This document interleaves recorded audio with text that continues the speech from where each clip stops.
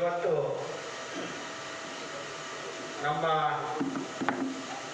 ಅಖಿಲ ಭಾರತ ಕಾಂಗ್ರೆಸ್ ಸಮಿತಿಯ ಅಧ್ಯಕ್ಷರಾದಂಥ ಸನ್ಮಾನ್ಯ ಮಲ್ಲಿಕಾರ್ಜುನ್ ಖರ್ಗೆ ಸಾಹೇಬರು, ಕೆಪಿಸಿಸಿಯ ಅಧ್ಯಕ್ಷರು, ರಾಜ್ಯದ ಉಪಮುಖ್ಯಮಂತ್ರಿಗಳಾದಂಥ ಸನ್ಮಾನ್ಯ ಡಿ.ಕೆ. ಶಿವಕುಮಾರ್ ಅವರು, ಕರ್ನಾಟಕ ಗಣ ಸರ್ಕಾರದ ಮುಖ್ಯಮಂತ್ರಿಗಳಾದಂಥ ಸನ್ಮಾನ್ಯ ಸಿದ್ದರಾಮಯ್ಯ ಸಾಹೇಬರು, ಇವರ ಆದೇಶ ಮತ್ತು ನಿರ್ದೇಶನದ ಮೇರೆಗೆ ಪ್ರತಿ ವಿಧಾನಸಭಾ ಮತಕ್ಷೇತ್ರಗಳಲ್ಲಿ ಪಾದಯಾತ್ರೆಗಳ ಮುಖಾಂತರ ಭಾರತ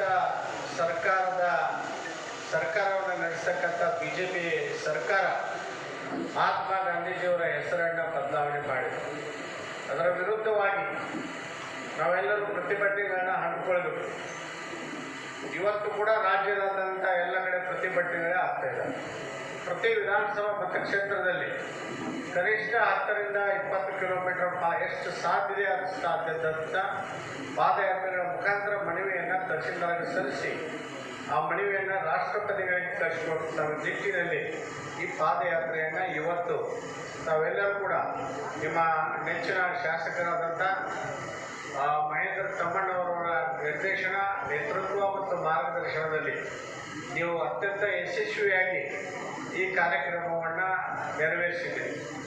ಈ ಕಾರ್ಯಕ್ರಮದಲ್ಲಿ ಉಪಸ್ಥಿತರಿದ್ದಂಥ ಜಿಲ್ಲಾ ಮಹಿಳಾ ಕಾಂಗ್ರೆಸ್ನ ಅಧ್ಯಕ್ಷರೇ ಸೋದರಿ ನಿರ್ಮಲಾ ಪಾಟೀಲ್ ಅವರೇ, ವೇದಿಕೆ ಮೇಲೆ ಇರ್ತಕ್ಕಂಥ ಎಲ್ಲ ಗಣ್ಯರೇ ಮತ್ತು ಈ ಪಾದಯಾತ್ರೆಯಲ್ಲಿ ಸಹಭಾಗಿಯಾದಂಥ ಎಲ್ಲ ಸಹೋದರ ಸಹೋದರಿಯರು, ಇದು ಬಹಳ ಮುಖ್ಯವಾಗಿ ಭಾರತ ದೇಶದಲ್ಲಿ 2014ರಿಂದ ಅಸ್ತಿತ್ವಕ್ಕೆ ಬಂದಂಥ ಈ BJP ಸರ್ಕಾರ ತನ್ನದೇ ಆದಂಥ ಒಂದು ನಿಟ್ಟಿನಲ್ಲಿ ಯಾವುದೇ ಅಭಿವೃದ್ಧಿ ಕೆಲಸಗಳನ್ನು ಹಮ್ಮಿಕೊಳ್ಳದೇನೆ ಕೇವಲ ಬಡವರ ಬದುಕನ್ನು ಮುರಾಬಟ್ಟೆ ಮಾಡಿದಂಥ ಸರ್ಕಾರ ಯಾವುದರ ಇದ್ದರೆ ಅದು BJP ಸರ್ಕಾರ ಅಂತ ಹೇಳಬೇಕು. ಒಂದೊಂದು ಯೋಜನೆಗಳನ್ನು ಕಾಂಗ್ರೆಸ್ ಸರ್ಕಾರ ಅನುಷ್ಠಾನಕ್ಕೆ ತರುವಲ್ಲಿ ಯಶಸ್ವಿಯಾಗಿದೆ. ಈಗಾಗಲೇ ನಿಮ್ಮೆಲ್ಲರ ನೆಚ್ಚಿನ ಹಿರಿಯರು ಮಾತನಾಡಿದ್ದಾರೆ. ಈ ಮನ್ರೇಗಾ, ಮಹಾತ್ಮ ಗಾಂಧಿ ರಾಷ್ಟ್ರೀಯ ಉದ್ಯೋಗ ಖಾತ್ರಿ ಯೋಜನೆ, ಇದನ್ನು ಅನುಷ್ಠಾನಕ್ಕೆ ತಂದವರು ನಮ್ಮ ದೇಶದ ಮಾಜಿ ಪ್ರಧಾನಿ, ಇಡೀ ಭಾರತ ದೇಶ ಅಲ್ಲ ವಿಶ್ವದಲ್ಲಿಯೇ ಅರ್ಥತಜ್ಞೆ ಅಂತ ಖ್ಯಾತಿಯಾದಂಥ ಒಬ್ಬ ಧೀಮಂತ ನಾಯಕ ಮನಮೋಹನ್ ಸಿಂಗ್ ಅವರ ಕನಸಿನ ಕೂಸಾಗಿ ಶ್ರೀಮತಿ ಸೋನಿಯಾ ಗಾಂಧಿಯವರ ನಿರ್ದೇಶನದಂತೆ ಇದು ಮಹಾತ್ಮ ಗಾಂಧಿ ರಾಷ್ಟ್ರೀಯ ಖಾತ್ರಿ ಉದ್ಯೋಗ ಯೋಜನೆಯನ್ನು ಅನುಷ್ಠಾನಕ್ಕೆ ತರಲಾಗಿದೆ. BJPಯವರು ಅದನ್ನು ಹೆಸರು ಬದಲಾವಣೆ ಮಾಡಿದ್ದಾರೆ. ರಾಮನ ಬಗ್ಗೆ ಯಾರಿಗೂ ಅಪಸ್ಮರ ಇರೋ ಅವಶ್ಯಕತೆ ಇಲ್ಲ. ಭಾರತ ದೇಶದಲ್ಲಿ ಹುಟ್ಟಿದಂಥ ಎಲ್ಲರೂ ನಾವು ದೇವರ ಮೇಲೆ ನಿಷ್ಠೆ ಭಕ್ತಿ ಇಡ್ತಕ್ಕಂಥವ್ರು. ಅದನ್ನು ಮಾರ್ಕೆಟಿಂಗ್ ಮಾಡ್ತಕ್ಕಂಥವ್ರು ಕಾಂಗ್ರೆಸ್ನವರಲ್ಲ. BJPಯವರು ಬೆಲೆ ಕಟ್ತಾ ಇದ್ದಾರೆ, ಒಂದೊಂದು ದೇವರಿಗೆ ಒಂದೊಂದು ಬೆಲೆ ಕಟ್ತಾ ಇದ್ದಾರೆ. ಹನುಮಂತ ಒಂದು ಬೆಲೆ ಕಟ್ತಾ ಇದ್ದಾರೆ, ರಾಮ ಒಂದು ಬೆಲೆ ಕಟ್ತಾ ಇದ್ದಾರೆ, ಮತ್ತೊಂದು ದೇವರಿಗೆ ಮತ್ತೊಂದು ಬೆಲೆ ಕಟ್ತಾ ಇದ್ದಾರೆ. ದೇವರುಗಳನ್ನು ಬೆಲೆ ಕಟ್ಟಿ ಅವುಗಳನ್ನು ಹರಾಜು ಮಾಡ್ತಕ್ಕಂಥ ನಿಟ್ಟಿನಲ್ಲಿ BJP ಸರ್ಕಾರ ಕಾರ್ಯನಿರ್ವಹಿಸ್ತಾ ಇದೆ.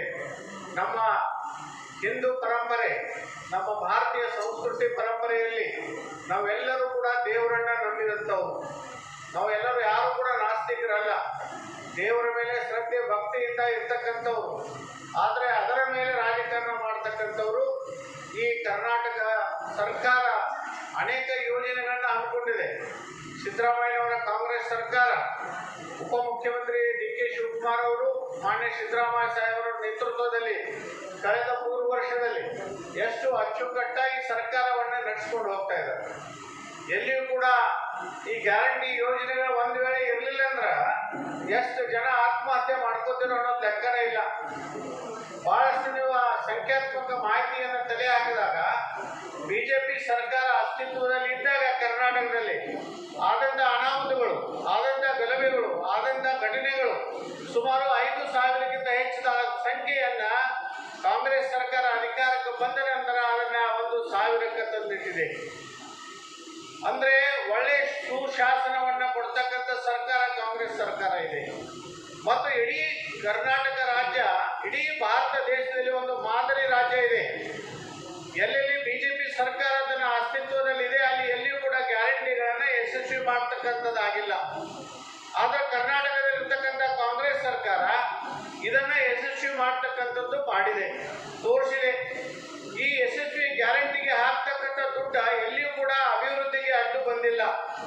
ಅಭಿವೃದ್ಧಿ ಕೆಲಸವು ತಾನಿಂದ ತಾನಾಗಿ ಎಲ್ಲ ದೃಷ್ಟಿಯಲ್ಲಿ ಸಾಗ್ತಾ ಇದ್ದಾವೆ. ಅನೇಕ ಯೋಜನೆಗಳು ಅನುಷ್ಠಾನಗೊಳ್ತಾ ಇದ್ದಾವೆ. ಕೆರೆ ತುಂಬತಕ್ಕಂಥ ನೀರಾವರಿ ಯೋಜನೆಗಳು ಕೂಡ ಅನುಷ್ಠಾನಕ್ಕೆ ಬಂದಿದ್ದಾವೆ. ಹೊಸ ಹೊಸ ನೀರಾವರಿ ಯೋಜನೆಗಳನ್ನು ಕೂಡ ನಿಮ್ಮ ಶಾಸಕರು ಅನುಷ್ಠಾನಕ್ಕೆ ತರ್ತಾ ಇದ್ದಾರೆ. ಜಿಲ್ಲೆಯ ಉಸ್ತುವಾರಿ ಸಚಿವರಾದಂಥ ಸನ್ಮಾನ್ಯ ಸತೀಶಣ್ಣ ಜಾರಕಿಹೊಳಿ ಅವರು ಕೂಡ ಮೊನ್ನೆ ಸುಮಾರು 39 ಕೆರೆಗಳನ್ನು ತುಂಬತಕ್ಕಂಥ ನೀರಾವರಿ ಯೋಜನೆಯನ್ನು ಕೂಡ ಕೈಗೆತ್ತಿ ಅದನ್ನು ಯಶಸ್ವಿ ಮಾಡಿದ್ದಾರೆ. ಅನೇಕ ಉಸ್ತುವಾರಿ ಸಚಿವರು ಇರ್ಬೋದು, ಮಹಿಳಾ ಮತ್ತು ಮಕ್ಕಳ ಅಭಿವೃದ್ಧಿ ಕಲ್ಯಾಣ ಸಚಿವರಾದಂಥ ಲಕ್ಷ್ಮೀತಾಯಿ ಹೆಬ್ಬಾಳ್ಕರ್ ಇರ್ಬೋದು, ನಮ್ಮ ಜಿಲ್ಲೆಯ ಎಲ್ಲ ಮುಖಂಡರು ಇರ್ಬೋದು. ಸಿದ್ದರಾಮಯ್ಯನವರ ನೇತೃತ್ವದಲ್ಲಿ ನಡೀತಕ್ಕಂಥ ಈ ಸರ್ಕಾರ ಬಹಳ ಅಚ್ಚುಕಟ್ಟಾಗಿ ಈಗ ಮನರೇಗಾ ಮಹಾತ್ಮ ಗಾಂಧಿ ಹೆಸರನ್ನ ಮಹಾತ್ಮ ಗಾಂಧಿಯವರು ಬದುಕು ಹೆಂಗಿದೆ ಅಂದರೆ ಅವರು ಒಂದೇ ವಾಕ್ಯದಲ್ಲಿ ಹೇಳಿದ್ದಾರೆ, my life is my message ಅಂತ. ನನ್ನ ಜೀವನವೇ ಒಂದು ಸಂದೇಶ. ನಾನು ಹೆಂಗೆ ನಡ್ಕೊಂಡಿದ್ದೀನಿ ಅದನ್ನು ನಾನು ಹೆಂಗೆ ಅದೇನಿ ಅನ್ನೋದು ಹೇಳೋ ಅವಶ್ಯಕತೆ ಇಲ್ಲ. ಇಡೀ ಜಗತ್ತಿಗೆ ಅವರು ನನ್ನ ಬದುಕು ನನ್ನ ಜೀವನವೇ ಒಂದು ಸಂದೇಶ ಅಂತ ಹೇಳಿದ್ದಾರೆ. ಮೈ ಲೈಫ್ ಈಸ್ ಮೆಸೇಜ್ ಅಂತ ಹೇಳಿದ್ದಾರೆ. ಅಂದರೆ ಬದುಕು ಎಷ್ಟು ಜನರಿಗೆ ಹಾಕಲಿಕ್ಕೆ ಬಟ್ಟೆ ಇಲ್ಲ ಅಂದಾಗ ಬಟ್ಟೆ ಕೊಡ್ತಕ್ಕಂಥ ಶಕ್ತಿ ಇಲ್ಲ. ಶಕ್ತಿ ಕೊಡಲಿಕ್ಕಂತ ಇಲ್ಲ ಅಂದ್ರೆ ಏನು ಮಾಡಿ ತನ್ನ ಮೈ ಮೇಲಿದ್ದಂಥ ಬಟ್ಟೆಯನ್ನು ಬಿಚ್ಚಿಟ್ಟು ಒಂದು ಪಂಜೆಯ ಮೇಲೆ ಇಡೀ ಆಯುಷ್ಯನ್ನ ತೆಗೆದ ಒಬ್ಬ ಬ್ಯಾರಿಸ್ಟರ್ ಆದ ವ್ಯಕ್ತಿ ದೇಶದ ಜನತೆಗೋಸ್ಕರ, ದೇಶಕ್ಕೋಸ್ಕರ, ದೇಶದ ಸ್ವಾತಂತ್ರ್ಯಕ್ಕಾಗಿ ಒಂದು ಪಂಚೆಯನ್ನು ಉಟ್ಕೊಂಡು ಇಡೀ ರಾಜ್ಯ ದೇಶವನ್ನು ಸುತ್ತಾಡಿ ದೇಶಕ್ಕೆ ಶಾಂತಿಯುತವಾದ ಆಯುಷ್ಯದಿಂದ ಸ್ವಾತಂತ್ರ್ಯವನ್ನು ತಂದುಕೊಟ್ಟಂತ ಮಹಾನ್ ವ್ಯಕ್ತಿ ಅವರು ಒಂದು ಮಾತು ಹೇಳ್ತಾರೆ, ದೇವರನ್ನ ನಾವು ಯಾರು ನೋಡಿಲ್ಲ, ಆದರೆ ದೇವರಂತ ಮನುಷ್ಯರನ್ನ ನಾವು ನೋಡಿದ್ದೀವಿ. ದೇವರನ್ನ ನಾವು ಯಾರು ನೋಡಿಲ್ಲ, ಆದರೆ ದೇವರಲ್ಲಿ ನಮಗೆ ಇಟ್ಕೋತೀವಿ. ಈ ದೇವರ ನಮ್ಮ ವಿಧಾನ ನಂಬ್ತೇವೆ, ನಮ್ಮ ಧರ್ಮ, ನಮ್ಮ ಜಾತಿ, ನಮ್ಮ ಸಂಸ್ಕೃತಿ, ನಮ್ಮ ಪರಂಪರೆ, ನಮ್ಮ ಒಂದು ಹೆಮ್ಮೆಯಿಂದ ಹೇಳ್ತೀವಿ. ಆದರೆ ದೇವರಂತ ಮನುಷ್ಯರು ಹುಟ್ಟುವುದು ಅತ್ಯಂತ ದುರ್ಮಿಳ. ಮಹಾತ್ಮ ಗಾಂಧಿಯವರನ್ನ ನಾವು ನೋಡಿದ್ದೀವಿ, ನಮ್ಮ ಹಿರಿಯರು ನೋಡಿದ್ದಾರೆ. ಇವರು ದೇವರಂತ ಮನುಷ್ಯರು. ಅಂದ್ರೆ ದೇವರ ಆಶೀರ್ವಾದ ಶ್ರದ್ಧೆ ಇದ್ರೂ ಕೂಡ ದೇವರಂತ ಮನುಷ್ಯರು ಬಂದು ಸಮಾಜದಲ್ಲಿ ತಿರ್ತಕ್ಕಂಥ, ಬದಲಾವಣೆ ಮಾಡ್ತಕ್ಕಂಥ ಕೆಲಸಗಳನ್ನ ಮಾಡ್ತಕ್ಕಂಥ ಸಂತ ಮಹಾತ್ಮರು ಕೂಡ ಆಗಿ ಹೋಗಿದ್ದಾರೆ. ಈ ಎಲ್ಲ ದೇವರೇ, ಎಲ್ಲ ಮಹಾತ್ಮರೇ, ಎಲ್ಲ ಮನುಷ್ಯರೇ, ಮಹಾತ್ಮರೇ, ಇವರೆಲ್ಲರೂ ಕೂಡ ದೇವ ಸ್ವರೂಪವಾಗಿ ತನ್ನ ಕೆಲಸವನ್ನ ನಿಲ್ಲಿಸ್ತಾರೆ. ಅದಕ್ಕೆ ಮಹಾತ್ಮ ಗಾಂಧೀಜಿಯವರು ಕೂಡ ನಮಗೆ ದೇವರ ಸಮಾನವೇ ಹೊರತು ಅದಕ್ಕಿಂತ ಏನು ಕಡಿಮೆ ಅಲ್ಲ. ಇದು ಬಹಳ ಮುಖ್ಯವಾಗಿ. ಯಾಕೆಂದ್ರೆ ರಾಮ